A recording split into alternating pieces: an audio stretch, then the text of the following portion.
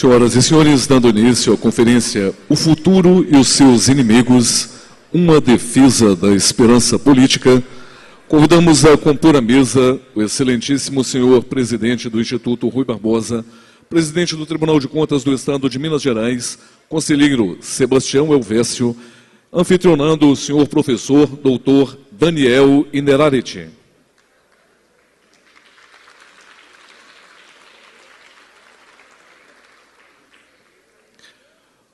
Convidamos a compor a mesa o excelentíssimo senhor presidente da Associação dos Membros dos Tribunais de Contas do Brasil e presidente do Tribunal de Contas do Estado de Pernambuco, conselheiro Valdecir Fernandes Pascoal. Bom, nós vamos passar agora à última conferência e tenho certeza que esse congresso será encerrado com chave de ouro, porque de um lado está aqui o nosso presidente Valdecir Pascoal, presidente da Tricom, o nosso líder maior no sistema de contas brasileiro, que tem feito um trabalho extraordinário na nossa instituição de representação e que nós temos um orgulho muito grande, não apenas da sua contribuição acadêmica, da sua dedicação na nossa representação, mas, sobretudo e principalmente, pela condução firme que a Tricom tem dado para a modernização e qualificação dos Tribunais de Contas do Brasil.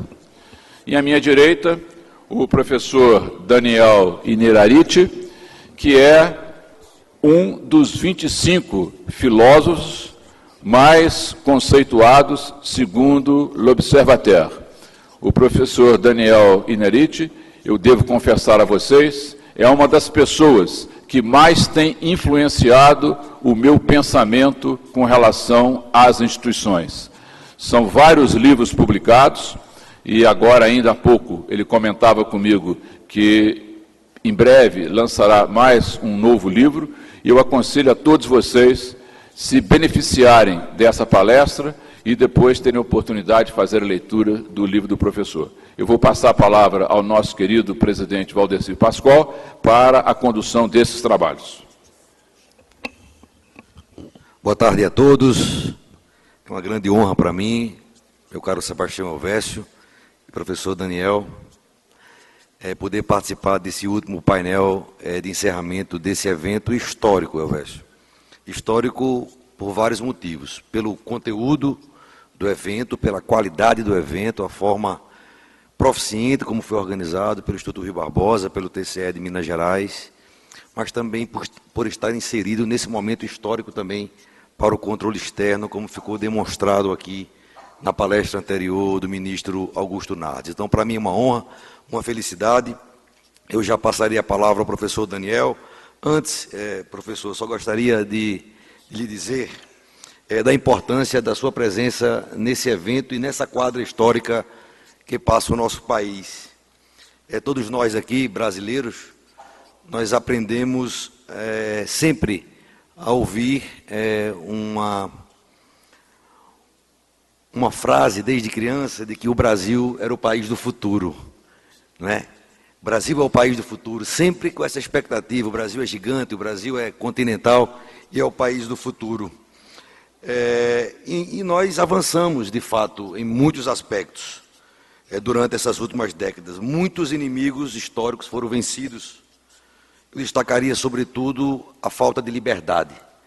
Talvez o maior inimigo nosso dos últimos 100 anos tenha sido a falta de liberdade e de democracia durante todo o período republicano, sem falar no passado. E há mais ou menos 30 anos o país fez uma inflexão rumo à democracia, e esse talvez tenha sido o maior inimigo vencido, a falta de liberdade e a conquista de um ambiente democrático. Mas há muitos inimigos ainda pela frente. Como diria o mineiro Elvésio, Carlos Drummond, ainda muitas pedras a serem enfrentadas. Vivemos em nosso país, professor Daniel, um momento desafiador. Vimos aqui o exemplo do TCU, temos o exemplo da Justiça, do Ministério Público, da Polícia Federal e de outras instituições de controle, como a CGU, que estão fortalecidas. Temos uma esperança quando vemos que as instituições estão se integrando e mais fortalecidas. Temos uma democracia, como eu disse, cada vez mais se consolidando, mas também um modelo de presidencialismo, aí tem a ver com com a sua obra, um modelo de presidencialismo que parece que foi feito para viver em crises. É o chamado presidencialismo de coalizão. E o país vive também um déficit de governança, como presenciamos agora na palestra do ministro Augusto Nardes. E essa crise política temperada com a crise econômica muitas vezes nos faz, de alguma forma, ter menos esperança num futuro melhor. Mas lendo um pouco da sua obra, das suas palavras, das suas palestras, o senhor é um especialista em vender otimismo. Quanto ao futuro, fala também que a mudança, e aí, Elvésio, é uma homenagem que eu faço a você, que o futuro, que a mudança vem alinhada ao equilíbrio e à moderação. Portanto, nada mais adequado do que a sua presença hoje, naquilo que eu chamo da terra da moderação, na bela Minas Gerais, para nos brindar com suas luzes de esperança. Vossa Senhoria tem a palavra.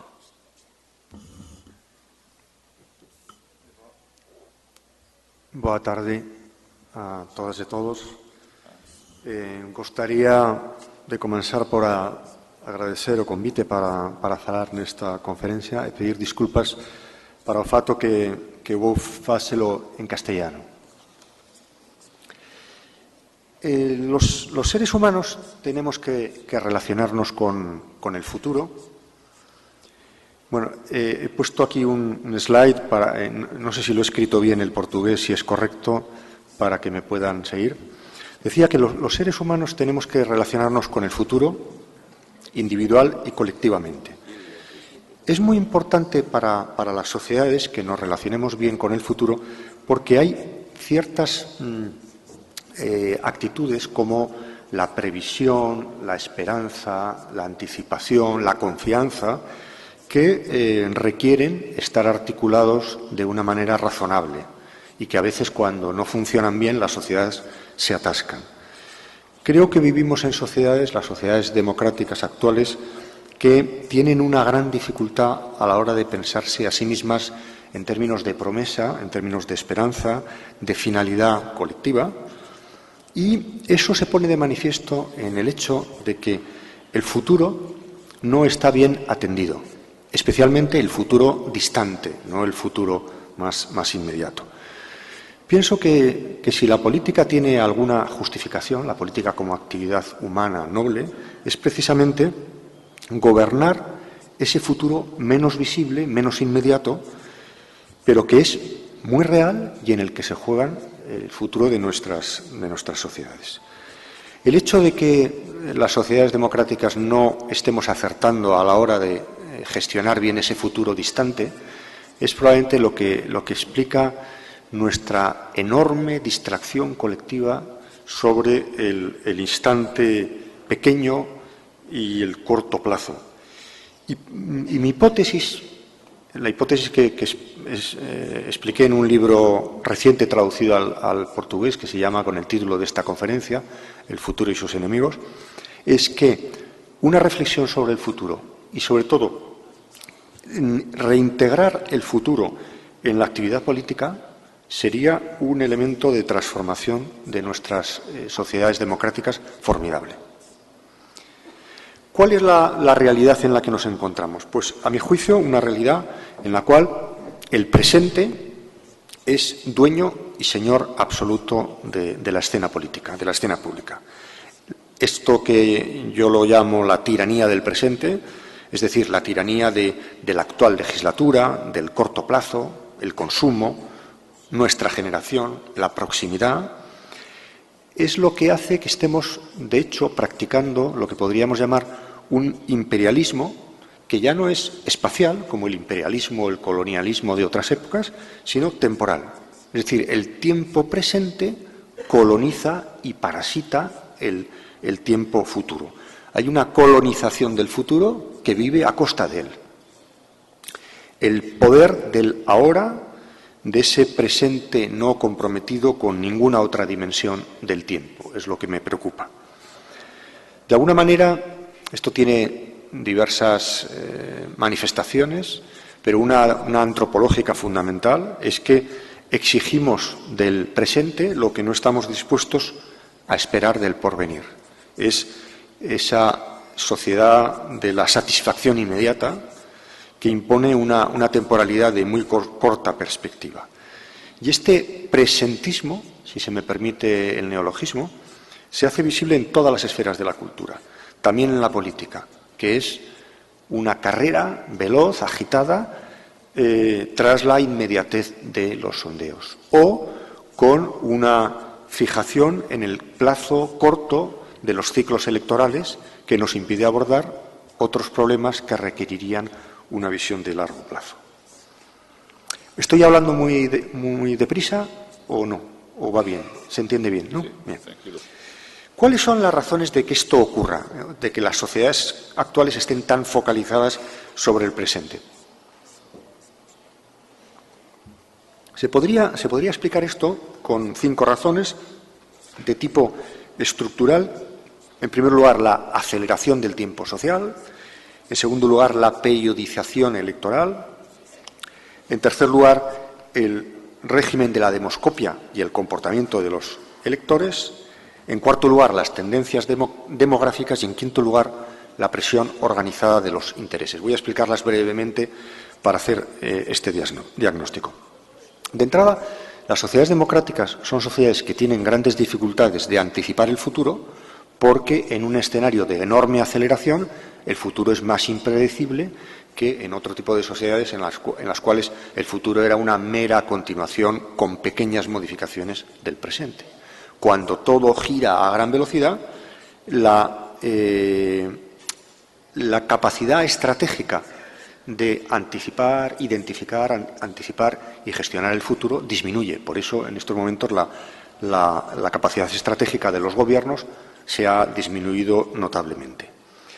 Al mismo tiempo, se establece una instantaneidad y una simultaneidad global que hace que el futuro, ese futuro un poco lejano, es desplazado por un presente que es cada vez más veloz y más voraz y que es entendido ese presente como el único foco de gratificación y de interés, en términos políticos, pero también en términos psicológicos, términos culturales, etc.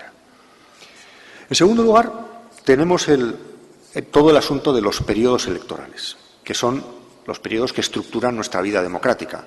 Uno es elegido, salvo en los organismos de regulación, uno es elegido para un tiempo muy concreto, muy limitado, que tiene que ser revalidado.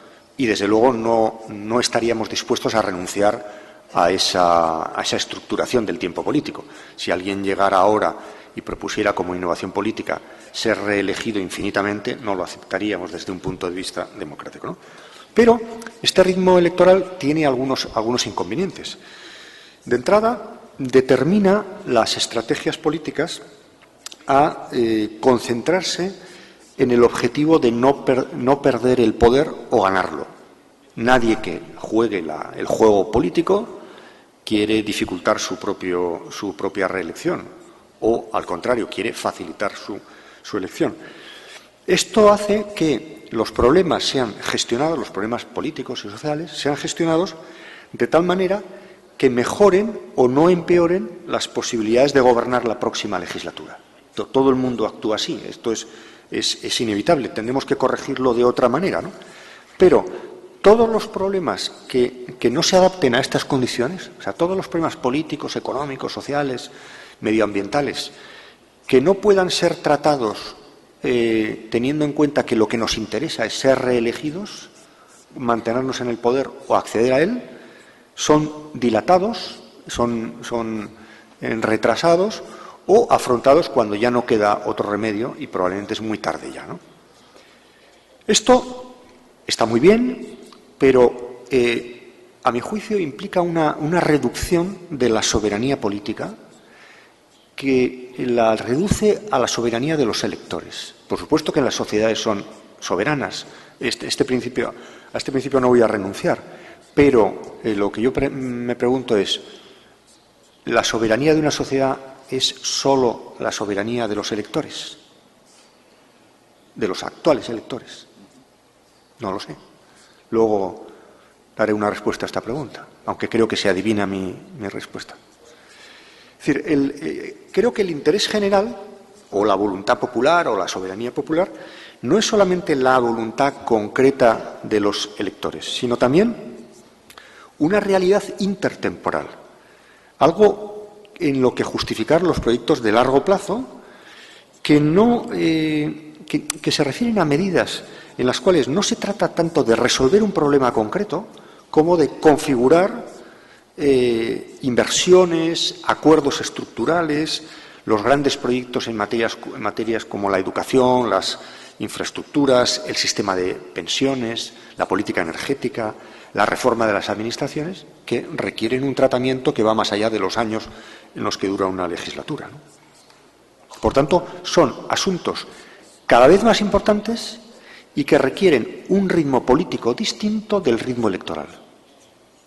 Y, por tanto, otro tipo de innovación, o bien sea por las instituciones que no son electas, o bien sea porque las fuerzas políticas electas hacen un pacto y determinadas cosas las apartan de la pelea electoral y establecen un acuerdo de sostenibilidad en el tiempo.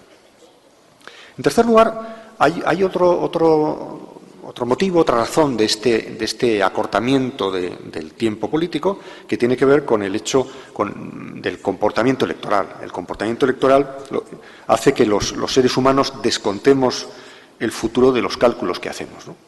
Lo cual tampoco es algo completamente irracional, porque los seres humanos nos relacionamos con el futuro siempre en un contexto de incertidumbre.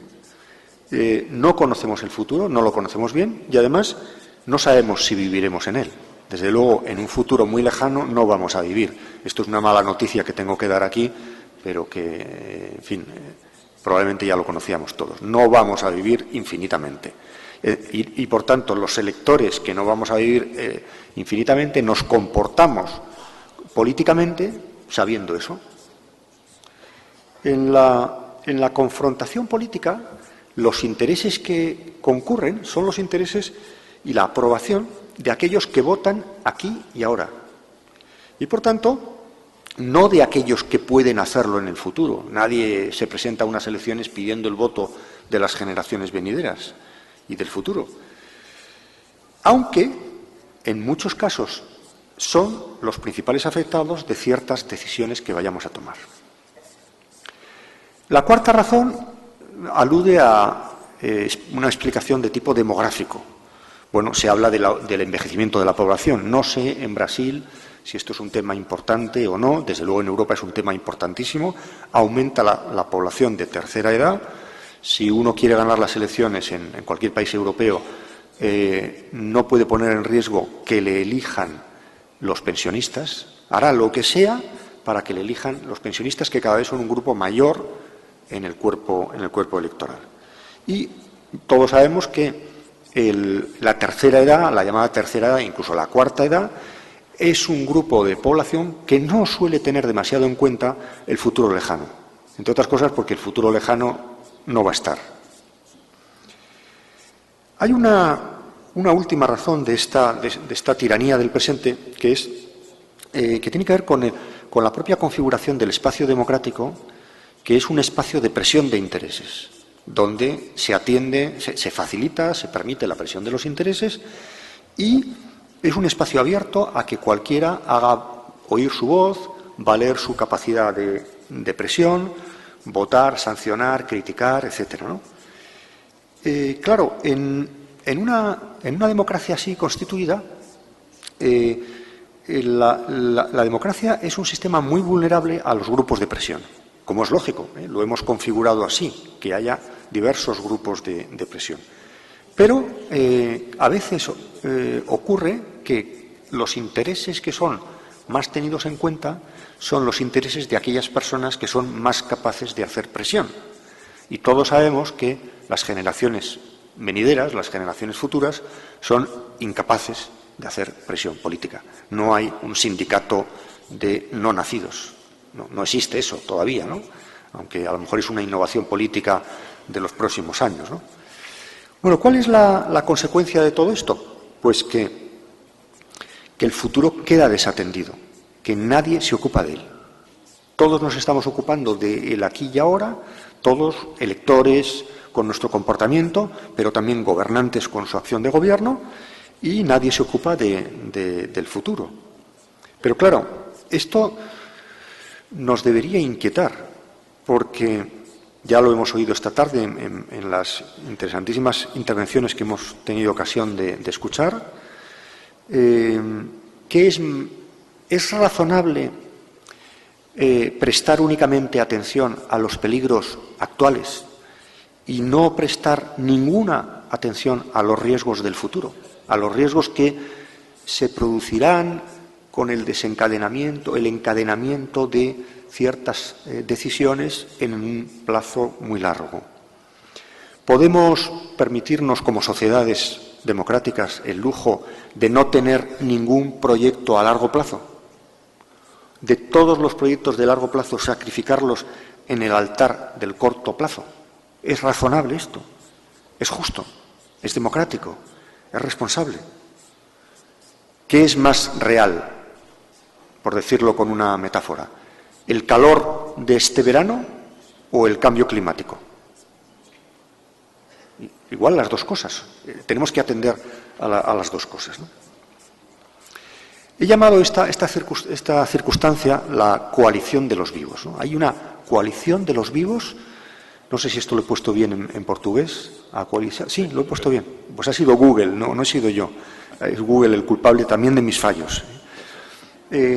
Bueno, hay esta fijación en el presente nos suscita otra pregunta que todavía es más incómoda y que apela más a nuestra responsabilidad.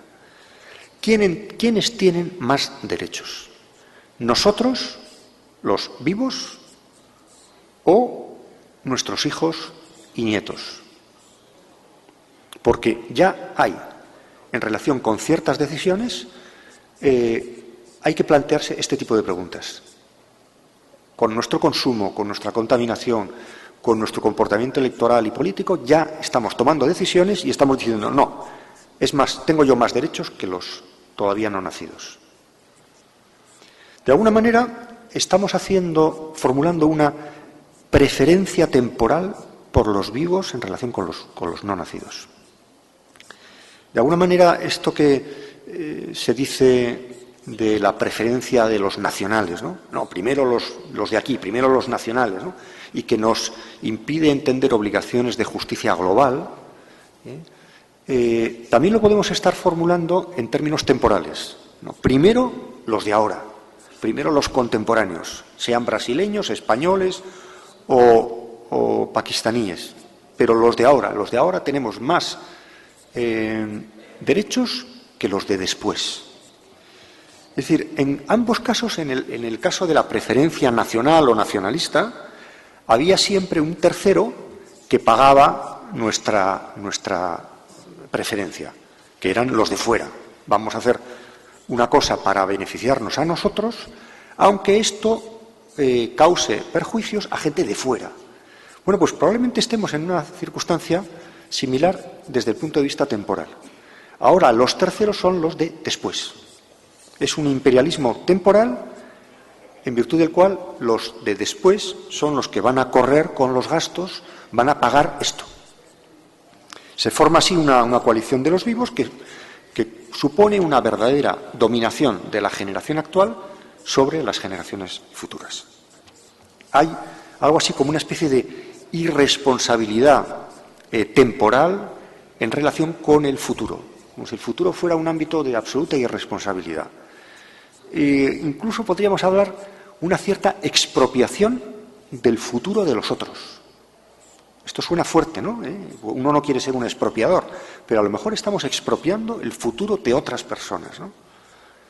No sé si esto se dice en portugués, en castellano se dice somos ocupas del futuro, squatters en inglés del futuro.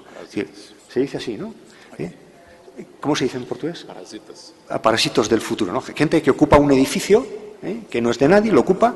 Bueno, pues probablemente nosotros hemos ocupado ese espacio futuro y nos lo hemos hecho propio. Por eso, me parece que una de las principales exigencias éticas y políticas del momento actual es que ampliemos el horizonte temporal de la responsabilidad.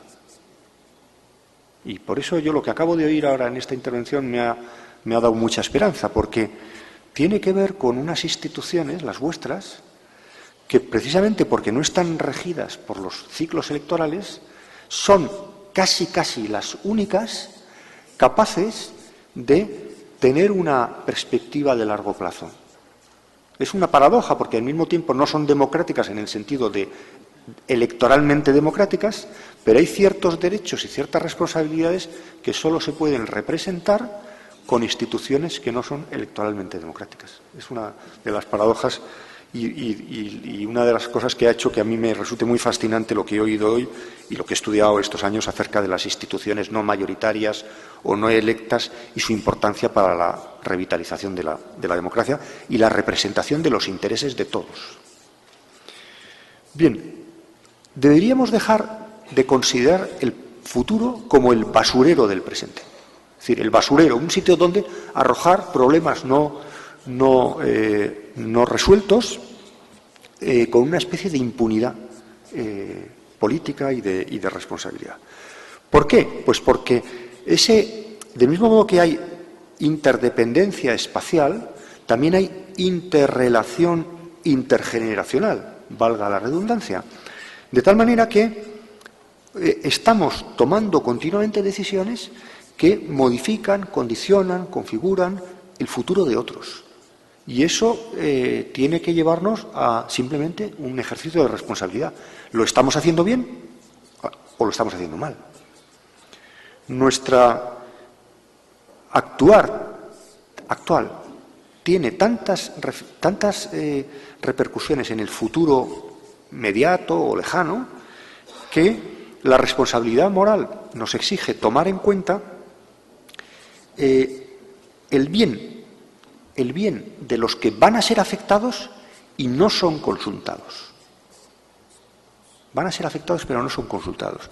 Hay que tratar de hacer coincidir los que deciden y los que padecen. Este es un principio democrático fundamental, que quienes padecen decidan y quienes decidan tengan en cuenta el bien de los que padecen esas decisiones. Este es el ABC de la democracia, ¿no? Bueno, pues, ¿por qué no lo consideramos también temporalmente? Hay personas que van a ser afectadas por lo que ahora hacemos y no pueden ser consultadas, pero deberíamos anticipar de alguna manera sus intereses. Todas las reflexiones acerca de la justicia intergeneracional apuntan precisamente en esta dirección. Si las decisiones políticas que adoptamos ahora tienen algún impacto en las generaciones futuras, estamos obligados responsablemente a considerar la legitimidad de ese impacto. Y como no les podemos preguntar porque no están aquí, lo tenemos que anticipar. ¿Es moralmente aceptable transmitir a las generaciones futuras unos residuos nucleares que no sabemos qué va a pasar con ellos, o un medio ambiente degradado, o un estado del bienestar insostenible, o unas cuentas públicas que no se sostienen? Tenemos que examinar con criterios de justicia las transferencias que estamos realizando de una generación a otra, continuamente. También hacia atrás, hacia el tiempo, eso tiene que ver con las políticas de la memoria, pero ahora me interesa más hacia adelante, que tiene que ver con las políticas de configuración, de ocupación, de diseño o simplemente de colonización negativa del futuro, ¿no? Si lo puedo decir de una manera un poco radical, tendríamos que pasar de una propiedad privada generacional sobre el tiempo a una cierta colectivización del tiempo y especialmente del tiempo futuro. Si en algunas cosas hemos colectivizado la propiedad, ¿por qué no colectivizamos también en ciertos aspectos la propiedad sobre el tiempo? Por eso esto nos exige pensar de otra manera el contrato social. El contrato que funda una sociedad, el contrato entre las personas, porque el modelo de contrato social que tenemos es un modelo que regula únicamente las relaciones entre sujetos que están en una relación de simetría, de una cierta igualdad. Pero claro, ampliar el contrato social para incluir en él a gente que no está, a gente que todavía no vive, y por tanto a gente con la que estamos en una relación de absoluta asimetría. De entrada, es que ni siquiera podemos conocer plenamente sus intereses, ¿no? Esto nos obliga a una gran innovación política, ¿no? Decía antes, no recuerdo quién, parece que eras tú, ¿no?, el que decías, citando a Nietzsche, ¿no?, esa idea de redefinir el prójimo. El prójimo es algo muy, muy corto a la hora de medir nuestras responsabilidades, ¿no? Si eras tú, Sebastián, ¿no?, el que decías esto, ¿no? Probablemente tenemos que ir a lo que Nietzsche llamaba la ética de las cosas más lejanas. Tener en cuenta las cosas más lejanas. Porque decía Rousseau, citando a no sé qué noble, decía, ¿cómo se ponen de acuerdo dos enemigos encarnizados? Buscando un enemigo común, ¿no? ¿Cómo nos podemos poner en común en el tiempo presente dos enemigos encarnizados o dos grupos de personas que tenemos intereses contrapuestos? Pues configurando como enemigo común el futuro. Empresarios y trabajadores se pueden poner de acuerdo en un sistema social, un sistema de pensiones o un sistema de Estado que impide el acceso al mercado laboral a las nuevas generaciones. Y en parte yo creo que es uno de nuestros principales problemas. Que los que estamos dentro del sistema, seamos trabajadores o empresarios, formulamos nuestros deberes de justicia y nuestros compromisos sin pensar en los que están fuera del sistema, que tienen enormes dificultades de entrar y en parte debido al acuerdo que hemos llegado los que estamos dentro. En estos momentos yo creo que el gran problema es hacer entrar a la gente joven en el sistema productivo, por lo menos en Europa, no sé cómo lo tenéis aquí en Brasil, desde luego en Europa, ¿no? Y esto muchas veces está dificultado por acuerdos políticos a los que hemos llegado personas que somos contemporáneos, que estamos vivos, que estamos dentro del sistema, ¿no? Bueno, ¿cómo se calcula esto? Pues evidentemente es muy difícil.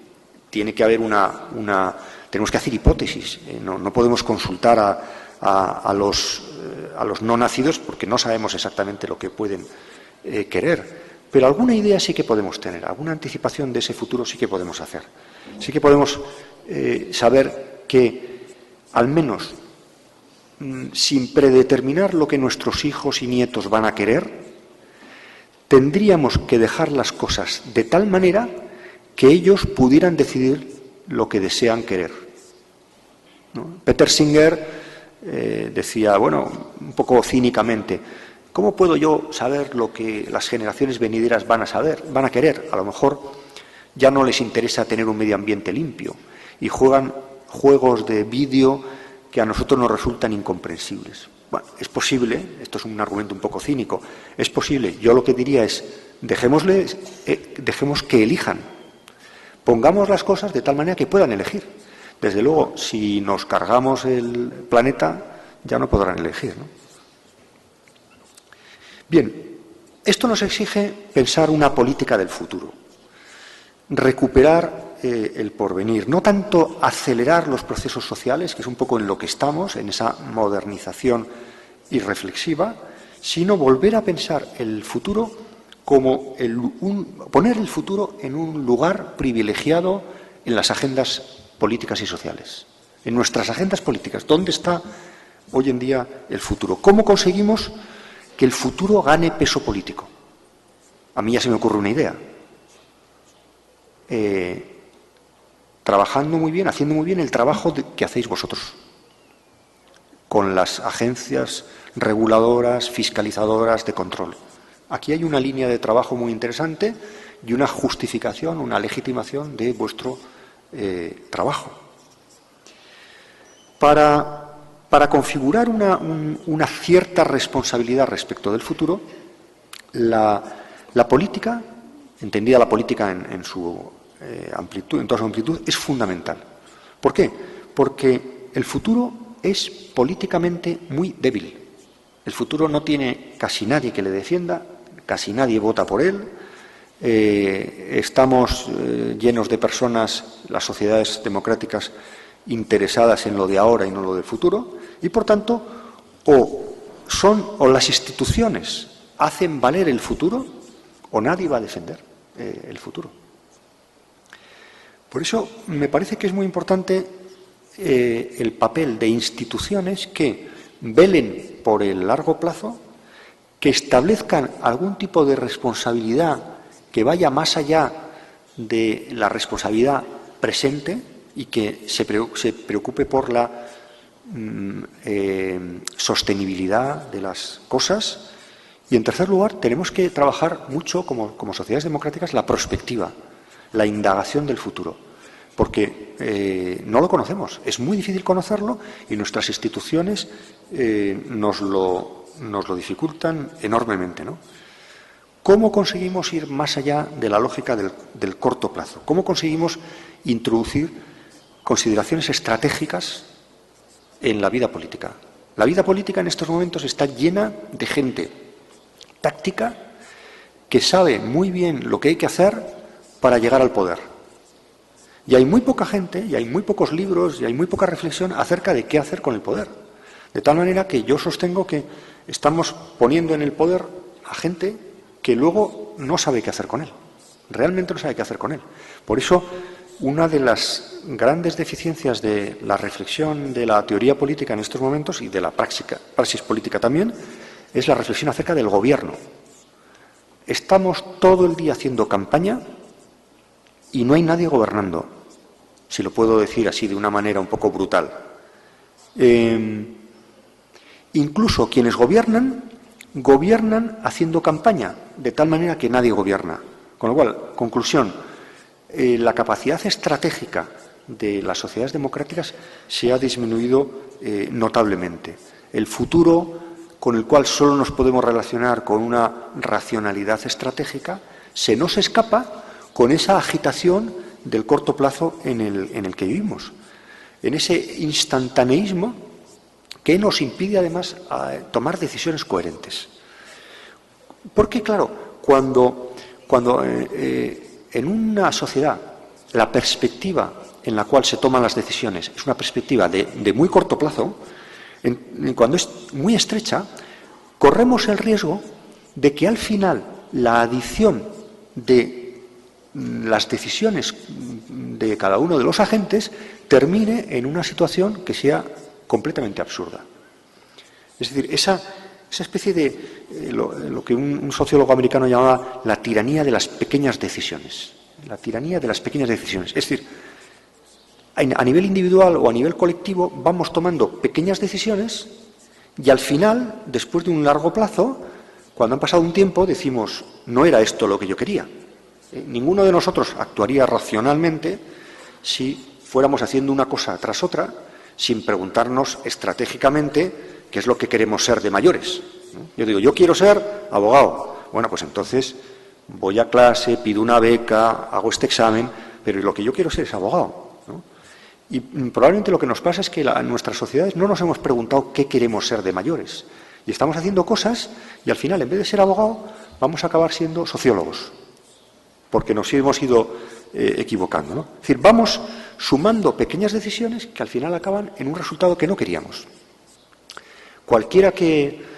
Ayer que vine en Río de un aeropuerto al centro de la ciudad, pude comprobar una vez más lo que es un gran atasco. Atasco que probablemente en las metrópolis de Brasil es una experiencia bastante cotidiana y habitual, ¿no? Bueno, pues un gran atasco, por poner una metáfora que ilustre esto, un gran atasco es la adición de pequeñas decisiones de los conductores que buscan denodadamente su propio interés y lo perjudican estúpidamente, ¿no?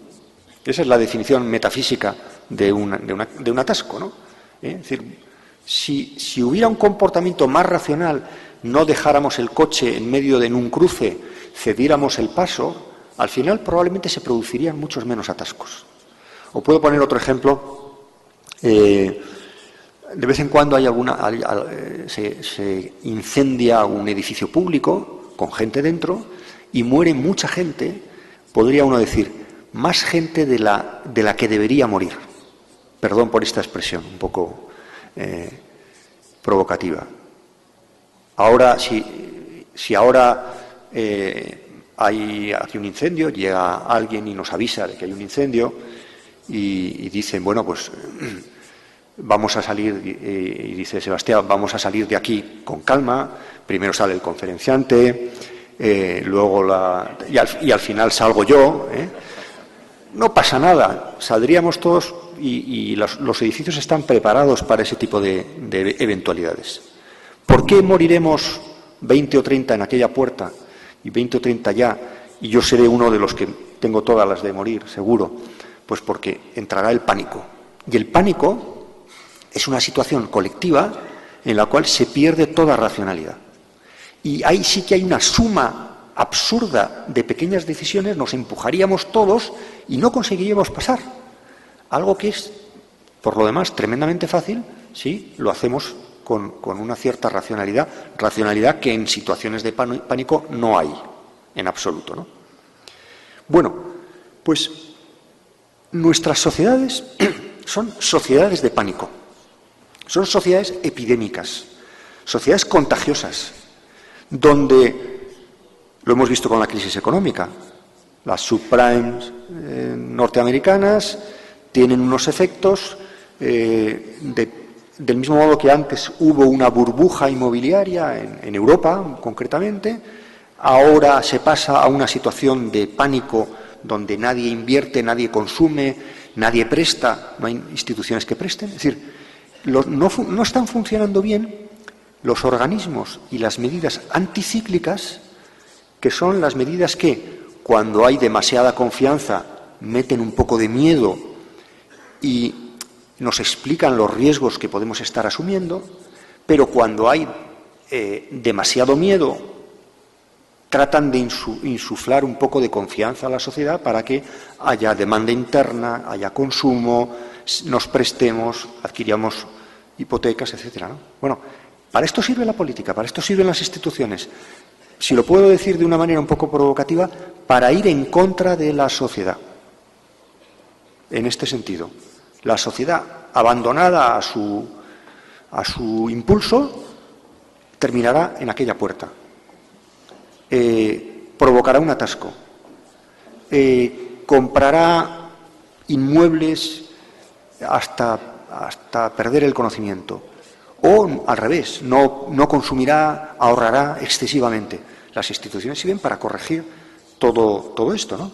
Es decir, puede estar sucediendo que nosotros, con nuestro consumo, con nuestro comportamiento electoral, con nuestro comportamiento como conductores en el tráfico, como votantes, estemos haciendo cosas particularmente irreprochables, pero en el conjunto, como no tenemos una visión de conjunto, estemos destruyendo el medio ambiente, estemos destruyendo el espacio público, estemos provocando situaciones muy, muy irracionales, ¿no? Y además, si dispusiéramos de algún elemento que nos permitiera anticipar ese resultado general, no haríamos lo que hacemos. Si yo supiera, yo puedo tirar un plástico por la ventana, pero si a mí antes alguien me ha explicado que con ese plástico y con otro y con otro y con otro, dentro de X años vamos a tener tal situación, a lo mejor me retraía y no hacía eso, ¿no? Es decir, eso es lo que hacen las instituciones. Las instituciones anticipan, muestran, hacen visible. Hay mil ejemplos de praxis de esto, ¿no? Por ejemplo, los impuestos. Los impuestos son una cosa poco agradable, ¿verdad? No, es poco agradable pagar impuestos, ¿no? Pero, ¿por qué? Entre otras cosas, bueno, aparte de que nos cuesta dinero, generalmente, aparte de eso, por el hecho de que nos resulta invisible. Yo sé que el Estado me quita impuestos, detrae impuestos, pero no sé muy bien qué es lo que hace con él.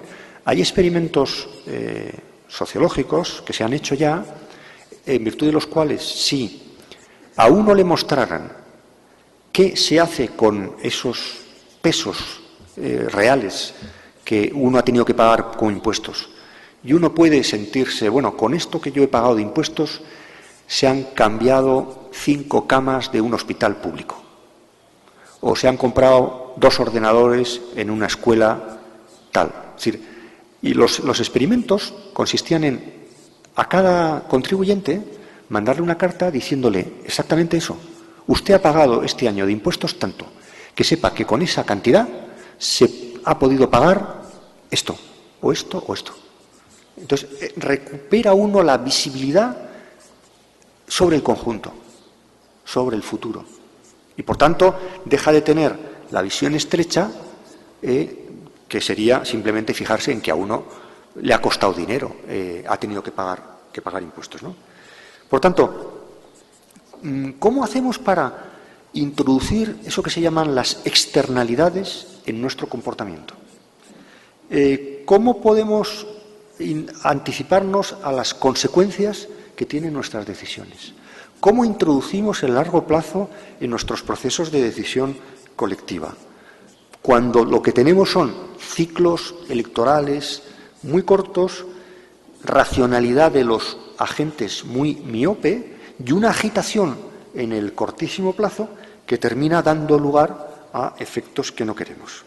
Pero claro, cuando nos encontramos ante bienes comunes que solo se pueden garantizar articulando medidas de largo plazo, el medio ambiente, la paz. Ahora mismo estamos viéndolo en Europa. Voy a poner un ejemplo que me atañe a mí muy particularmente. En España, cuando comienza la crisis de los migrantes sirios, como consecuencia de una guerra en Siria que no hemos sido capaces de parar, porque es muy complicado, pero no hemos sido capaces de parar, cuando comienza la crisis de los migrantes y empiezan a llegar a millares a las costas europeas, de la Unión Europea, y se empieza a hablar de cuotas, ¿qué es lo que dice mi ministro del Interior? Dice que esa cuota le parece excesiva y, por tanto, que no está dispuesto a aceptarla, la cuota que le imponía la Unión Europea. Al mismo tiempo que el ministro de Economía... y el argumento que daba es que en España hay un 22% de paro. Al mismo tiempo que el ministro de Economía estaba diciendo que España estaba saliendo de la crisis. Típica incoherencia, ¿no? ¿Qué quedamos? ¿Está la situación económica muy bien y entonces votadme? ¿O está la situación económica muy mal y no traedme emigrantes de Siria, ¿no? Bueno, es el típico caso de una incapacidad de un sistema político de anticiparse a algo que iba a venir, va a venir y además va a ser continuo en el tiempo. No hemos estado trabajando en la Unión Europea una política migratoria razonable, bien articulada, equilibrada también entre todos los países, y lo estamos viendo ahora, donde hay una sensación de urgencia de arreglar un problema en el registro de la urgencia, cuando lo teníamos que haber anticipado en un registro de la previsión, ¿no? Por eso me parece que para todos estos tipos de problemas que tienen que ver con el medio ambiente, la paz, la sostenibilidad en general, necesitamos cambios a nivel individual, a nivel colectivo y a nivel institucional. Cambios que nos permitan incluir en nuestras consideraciones una perspectiva de más largo plazo. O conseguimos que haya una perspectiva de más largo plazo, que el futuro se haga presente en nuestras decisiones personales y colectivas, o seremos incapaces de garantizar este tipo de bienes comunes, ¿no? Por eso, con todos estos debates que han surgido en los últimos años, debates que tienen que ver con el cambio climático, con la energía nuclear, con la ingeniería genética, la gestión de los riesgos financieros, por ejemplo, el futuro ya se ha hecho presente en nuestras sociedades democráticas. El futuro ya está aquí. El futuro se ha convertido, esta sería mi tesis con la que quiero finalizar, el futuro se ha convertido en un problema de las sociedades democráticas, quizá nuestro mayor problema, pero también la vía de solución para proceder a una reforma de la política. La gran reforma de la política vendrá, a mi juicio, de la mano de la introducción del futuro y de la perspectiva del largo plazo institucional en nuestra vida democrática. Tenemos que volver a pensar y volver a articular en estas sociedades abiertas, veloces, aceleradas, que se contaminan y que son interdependientes, tenemos que volver a pensar cómo articular en la práctica la relación entre acción, conocimiento y responsabilidad. O la relación, si queréis, entre instituciones electas, instituciones no electas, entre opinión pública y el juicio de los expertos. ¿Cómo conseguimos volver a articular otra vez nuestros sistemas de decisión política que fueron pensados para una época en la cual las sociedades tenían una relación con el futuro completamente distinta? ¿Qué relación tenían con el futuro, por ejemplo, nuestros abuelos? Si ahora preguntáramos a nuestros abuelos, trajéramos aquí a un abuelo y le preguntáramos, ¿qué te sugiere la palabra futuro? Nos diría dos cosas. Futuro, eso es una cosa que sucederá dentro de 20 años. ¿No? Y la segunda cosa que nos diría es, sobre eso no tengo ninguna capacidad de condicionamiento. Hoy, ¿qué nos sugiere a nosotros la palabra futuro?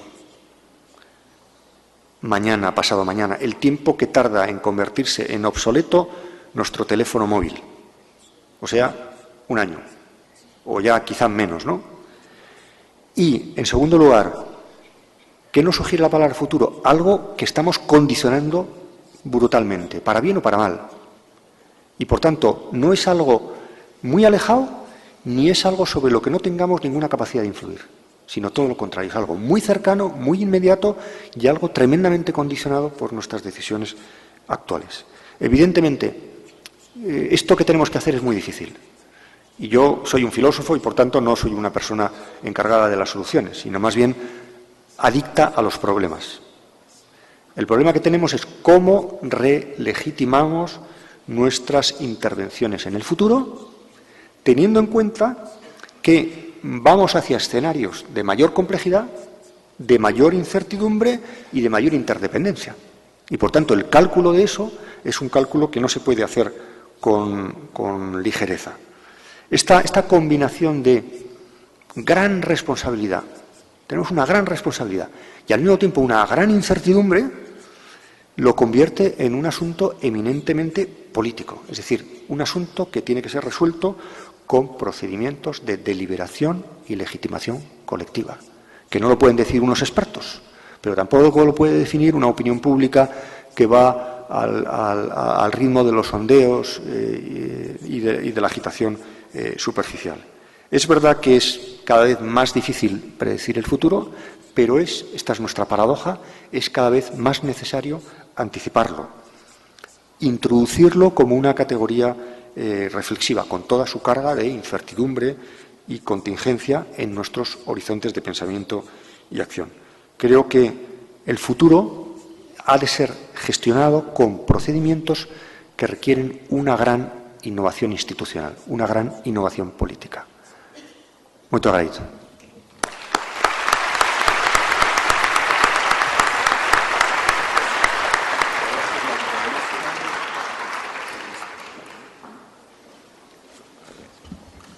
Bom, gostaria de agradecer ao professor Daniel Innerarity pela brilhante exposição, pelas reflexões que trouxe aqui para todos nós, reflexões amparadas no seu pensamento, um filósofo que nos traz ponderações que transcendem a Europa, são reflexões que estão presentes em todo o mundo. O papel, o desafio que tem a sociedade de pensar o futuro e não naquilo que o senhor chamou de presentismo, de imediatismo, de ter essa responsabilidade de pensar nas futuras gerações de forma racional. Esse é o grande desafio. Eu gostaria de, antes de finalizar, e agradecendo mais uma vez a Elvésio e parabenizá-lo pelo evento, de dizer que o tom que nós saímos daqui hoje, desse evento, é o tom de otimismo. Sabemos dos desafios. Como eu disse aqui no início, o Brasil, se formos olhar para a história do Brasil, nos últimos 100 anos, nós vamos ter pouco período de liberdade plena, de instituições funcionando em sua plena capacidade. Isso é coisa muito recente, nossa democracia ainda é muito incipiente. mas já está muito viva. Eu vou dar só um exemplo. A crise que o Brasil passa hoje, que mistura a crise econômica com a crise política, ninguém ouviu falar em nenhum momento que as autoridades, o poder estava falando, por exemplo, com algum general, consultando algum general. Não há nenhuma ameaça de retrocesso institucional. A democracia cuida de resolver seus próprios problemas, através da política, através de eleições cada vez mais legitimadas e representativas. Temos o desafio também da reforma eleitoral. Esses ciclos eleitorais é um desafio. O Brasil, professor Daniel, nós temos eleições quase gerais a cada 2 anos. Ainda tem mais a reeleição. Então é um desafio de pensar o longo prazo, de pensar o futuro, porque muitas vezes parte da classe política pensa nas próximas eleições e não nas próximas gerações. Mas é um processo. O futuro é um processo em construção contínua. E eu finalizaria esse painel, com a permissão do conselheiro presidente Sebastião Ovescio, com uma passagem de Guimarães Rosa, que nos dá essa ideia de movimento e de esperança de um futuro melhor. E no seu personagem Reobaldo diz o seguinte: o Senhor mire, veja, o mais importante e bonito do mundo é isto, é que as pessoas não estão sempre iguais, ainda não foram terminadas, mas que elas vão sempre mudando. É o que a vida me ensinou, e isso é o que me alegra, montão, diz Guimarães Rosa. Então agradeço mais uma vez ao professor Sebastião Ovescio e parabenizo a todos por esse brilhante e histórico seminário. Muito obrigado.